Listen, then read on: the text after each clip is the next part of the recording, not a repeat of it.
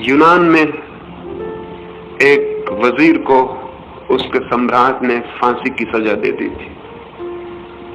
सुबह तक सब ठीक था। दोपहर वजीर के घर सिपाही आए और उन्होंने घर को चारों तरफ से घेर लिया और वजीर को भीतर जाके खबर दी कि आप कैद कर लिए गए हैं और सम्राट की आज्ञा है कि आज संध्या आपको फांसी दे दी जाएगी 6 बजे। वजीर के घर उसके मित्र आए हुए थे। एक बड़े भोजन का आयोजन था। वजीर का जन्मदिन था। वो एक बड़े संगीतज्ञ को बुलाया गया था। वो अभी अभी अपनी वीणा लेके हाजिर हुआ था। अब उसका संगीत शुरू होने को था। संगीतज्ञ के हाथ ढीले पड़ गए। वीणा उसने एक और टिका दी। मित्र उदास हो गए, पत्नी रोने लगी।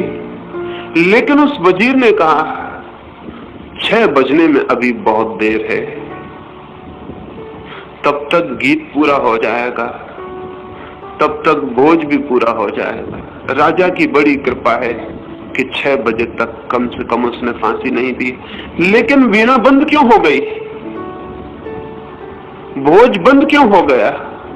मित्र उदास क्यों हो गए हैं? 6 बजने में अभी बहुत देर है।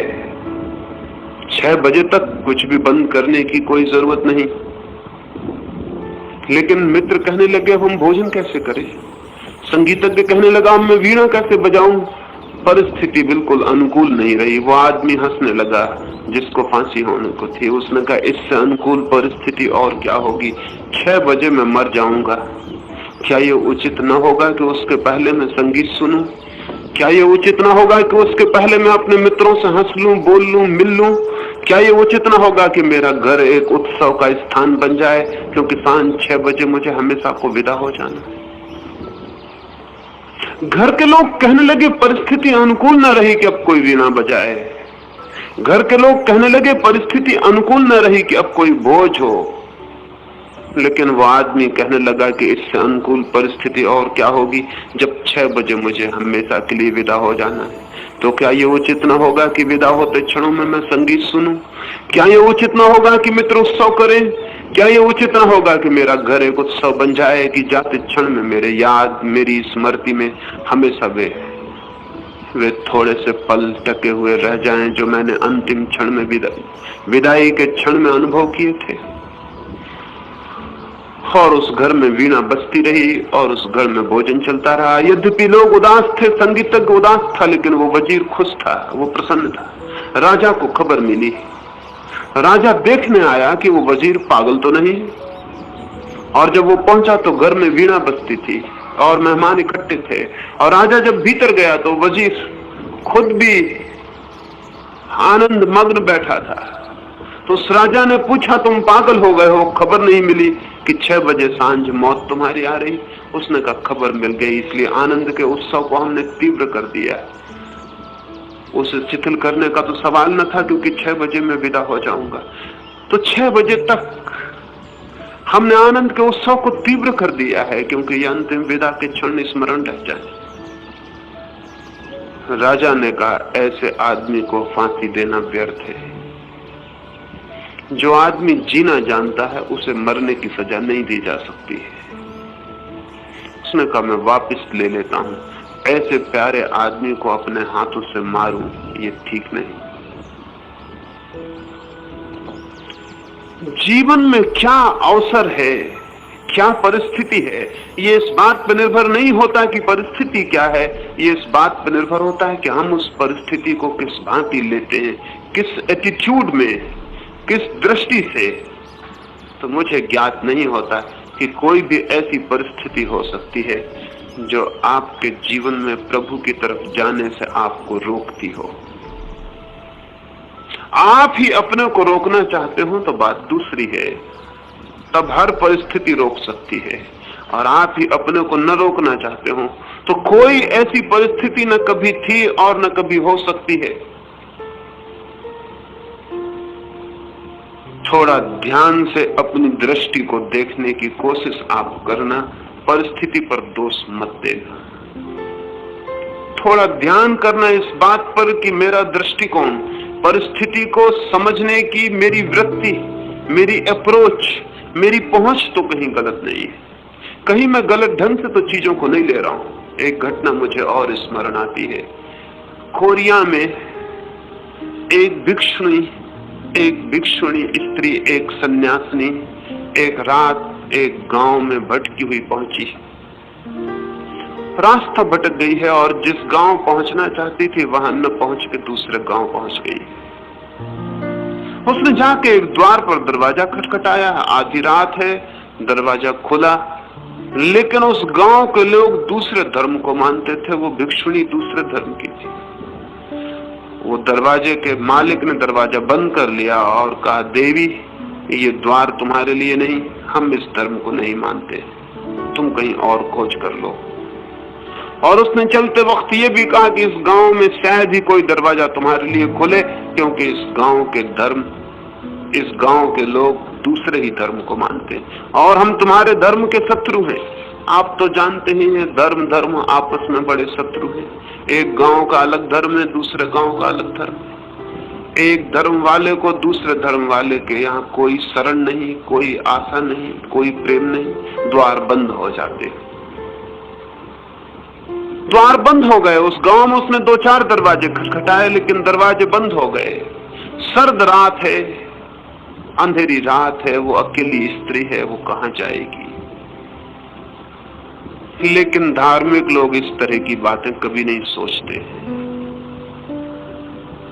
धार्मिक लोगों ने मनुष्यता जैसी बात कभी सोची ही नहीं। वे हमेशा सोचते हैं हिंदू है या मुसलमान, बौद्ध है या जैन, आदमी का सीधा कोई मूल्य उनकी दृष्टि में कभी नहीं रहा। वो स्त्री, उस गांव को छोड़ देना पड़ा। आधी रात वो जाके गांव के बाहर एक वृक्ष के नीचे सो गई। कोई 2 घंटे बाद ठंड के कारण उसकी नींद खुली। उसने आंख खोली, ऊपर आकाश तारों से भरा है। उस वृक्ष पर फूल खिल गए हैं, रात के खिलने वाले फूल। उनकी सुगंध चारों तरफ फैल रही है। वृक्ष के फूल चिटक रहे हैं, आवाज आ रही है और फूल खिलते चले जा रहे हैं। वो आधा घड़ी तक मौन उस फूल को, उन वृक्ष के फूलों को खिलते देखती रही, आकाश के तारों को देखती रही। फिर दौड़ी गांव की तरफ। फिर जाके उसने उन दरवाजों को खटखटाया जिन दरवाजों को उनके मालिकों ने बंद कर लिया था। आधी रात फिर कौन आ गया। उन्होंने दरवाजे खोले, वही भिक्षुणी खड़ी है। उन्होंने कहा, हमने मना कर दिया, ये द्वार तुम्हारे लिए नहीं है, फिर दोबारा क्यों आ गई हो। लेकिन उस भिक्षुणी की आंखों से कृतज्ञता के आंसू बह जाते। उसने कहा, नहीं, अब द्वार खुलवाने नहीं आई, अब ठहरने नहीं आई, केवल धन्यवाद देने आई हूं। काश तुम आज मुझे अपने घर में ठहरा लेते, तो रात, आकाश के तारे और फूलों का चटक के खिल जाना मैं देखने से वंचित ही रह जाती। मैं सिर्फ धन्यवाद देने आई हूं कि तुम्हारी बड़ी कृपा थी कि तुमने द्वार बंद कर लिए और मैं खुले आकाश के नीचे सो सकी। तुम्हारी बड़ी कृपा थी कि तुमने घर की दीवारें से मुझे बचा लिया और खुले आकाश में मुझे भेज दिया। जब तुमने भेजा था तब तो मेरे मन को लगा था कैसे बुरे लोग हैं। अब मैं ये कहने आई हूं कैसे भले लोग हैं इस गांव के। मैं धन्यवाद देने आई हूं।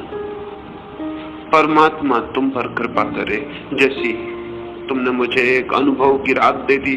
जो आनंद मैंने आज जाना है, जो फूल मैंने आज खिलते देखे हैं, जैसे मेरे भीतर भी कोई प्राणों की कली चटक गई हो और खिल गई हो, जैसी आज अकेली रात में मैंने आकाश के तारे देखे हैं, जैसे मेरे भीतर ही कोई आकाश स्पष्ट हो गया हो और तारे खिल गए हो, मैं उसके लिए धन्यवाद देने आई हूं। भले लोग हैं तुम्हारे गांव के।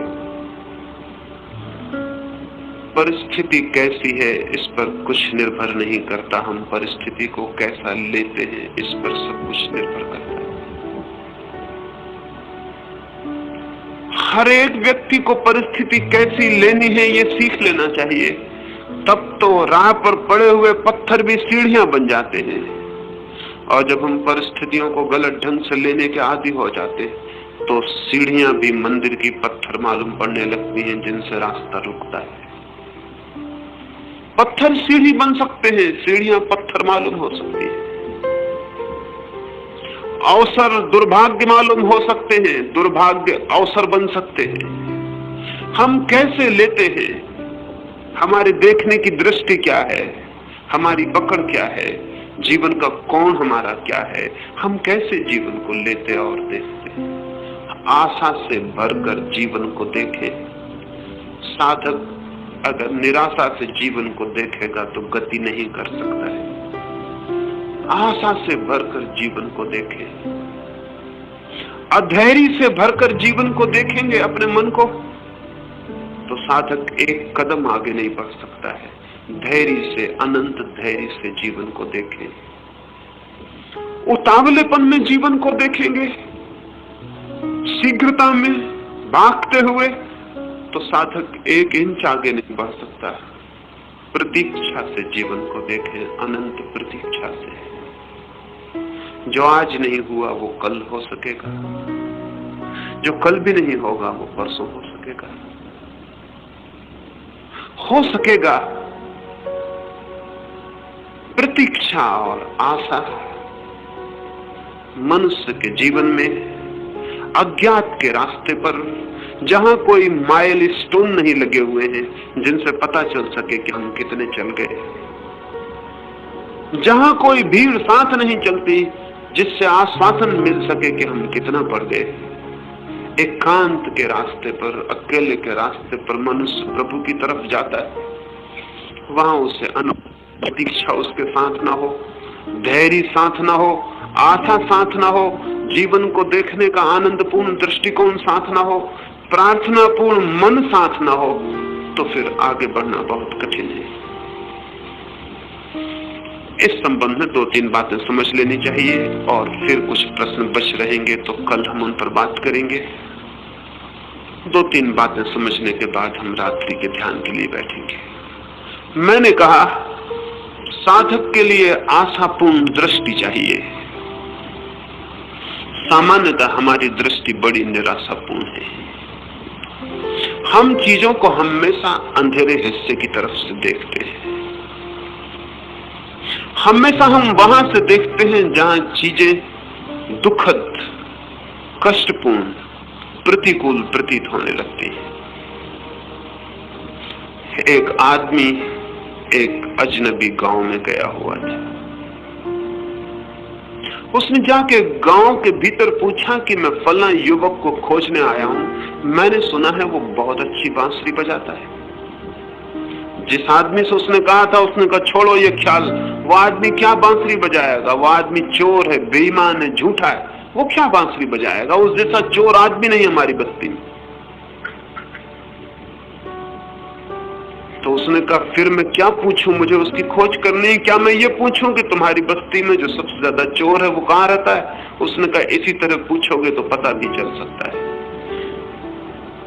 उसने दूसरे आदमी से जाके पूछा कि इस गांव में फला आदमी को खोजने आया हूं जो बहुत बड़ा चोर है, बेईमान है, झूठ बोलने वाला है। उस आदमी ने कहा मैं विश्वास भी नहीं कर सकता कि वो झूठ बोलता होगा, चोरी करता होगा, वो इतनी अच्छी बांसुरी बजाता है। एक आदमी है जो बांसुरी बजाता है, कोई देखता है कि बांसुरी इतनी अच्छी बजाता है तो कैसे चोरी कर सकता होगा। कोई दूसरा देखता है कि चोर है, ऐसा बुरा चोर है तो कैसे बांसुरी बजाता होगा। हम कैसे देखते हैं, हम कहां से देखते हैं? हम जीवन में, मनुष्यों में, परिस्थितियों में, घटनाओं में क्या खोजते हैं?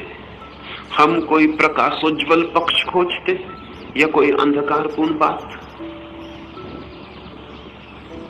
हम क्या खोजते हैं?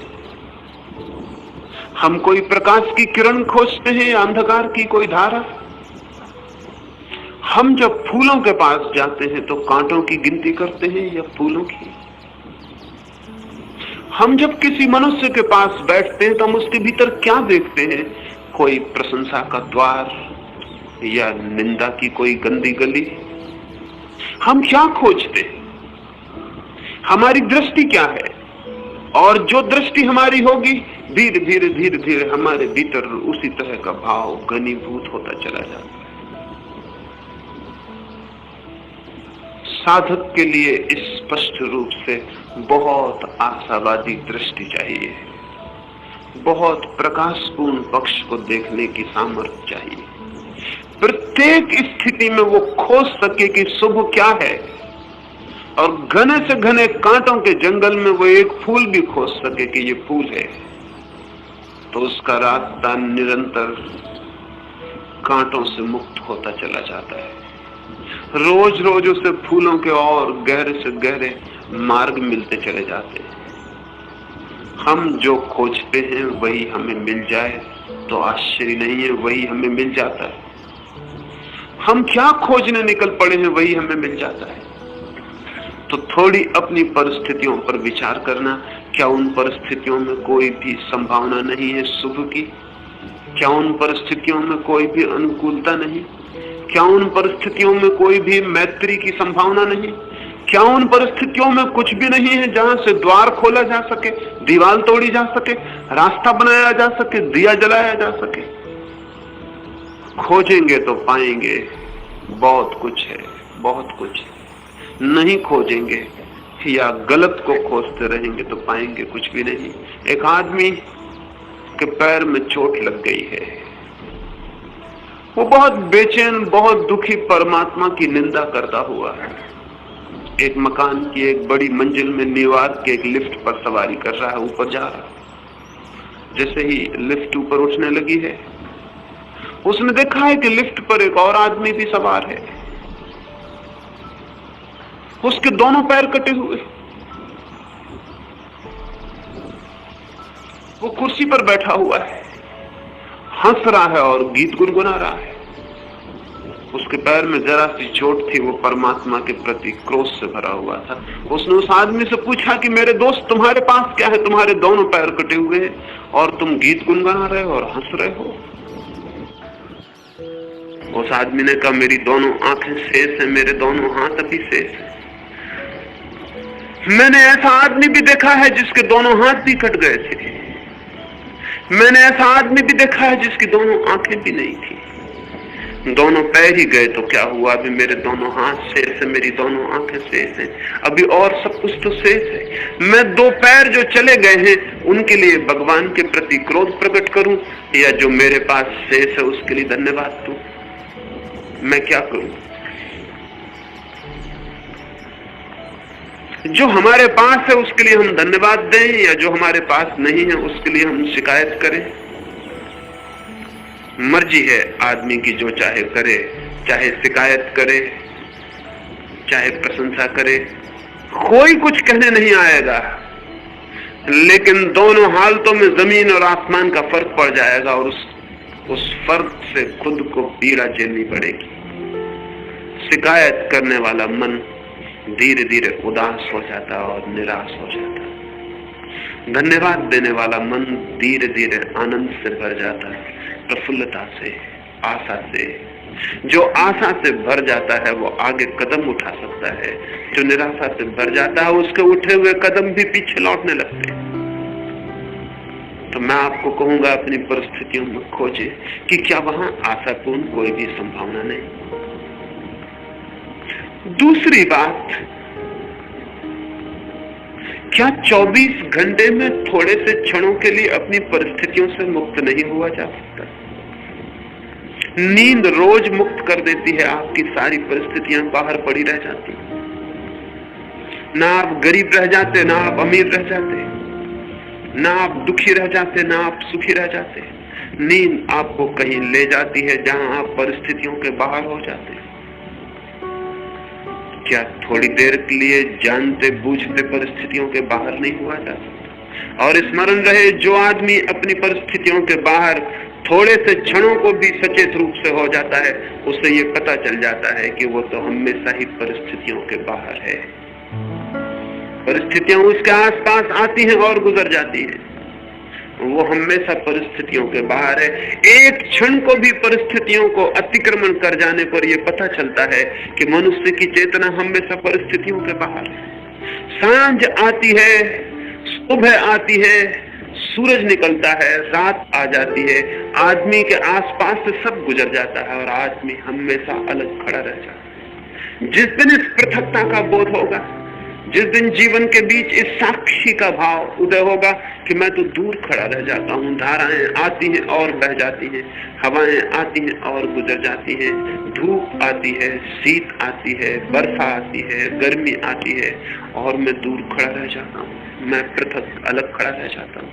कुछ भी मुझे छूता नहीं, कुछ भी मेरे प्राणों को अतिक्रांत नहीं करता, कुछ भी मेरे भीतर जाके बदलाहट नहीं करता, मैं तो वही रह जाता हूँ। चीजें आती हैं और बदल जाती हैं। जिस दिन ये एक क्षण को भी ख्याल होगा, उसी दिन जीवन भर के लिए स्थिति बन जाती है। तो थोड़ी देर परिस्थितियों के बाहर होने की क्षमता जुटानी चाहिए। परिस्थितियों के लिए रोते रहने से कोई भी फल नहीं। ध्यान का अर्थ इतना ही है कि हम परिस्थितियों के बाहर जा रहे हैं थोड़ी देर को। ध्यान का यही अर्थ है, परिस्थितियों के बाहर उठ जाना, दूर हट जाना, ऊपर उठ जाना, परिस्थितियों के पार खड़े हो जाना। जैसे कोई हवाई जहाज पर ऊपर उड़ रहा हो, वृक्ष नीचे छूट जाते, पहाड़ नीचे छूट जाते, बादल नीचे छूट जाते। ठीक वैसे ही जैसे ही कोई ध्यान के शून्य में प्रवेश करता है, वैसे ही परिस्थितियां, घर द्वार, पत्नी, बच्चे, अर्थ सब